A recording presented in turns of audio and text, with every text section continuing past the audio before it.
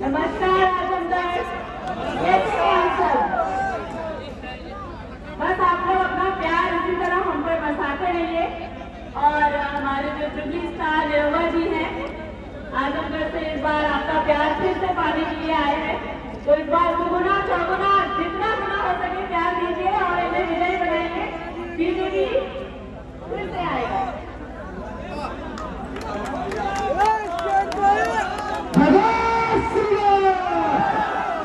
हम बहुत धन्यवाद देते हैं अपने भाई के पवन सिंह जी के पावर स्टार के जे अपन शूटिंग छोड़ के और हमारे एक बुलावा फिर आप लोग के बीच में आ गए हैं।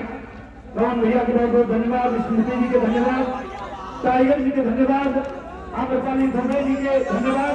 हाँ पूरा दो लाइन पवन भैया से हमने कहा नहीं कि पवन भैया की इच्छा होता अपने मन से और समा उन लोग का हाथ वाले आज या 5 के चल या नाच के पूरा की ना हो पहला यहाँ 23 के अच्छा भाई यहाँ 30 के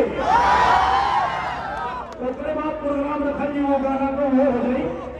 अभी पवन भैया अपने मन से जो 2 लाइन से आप लोग सुना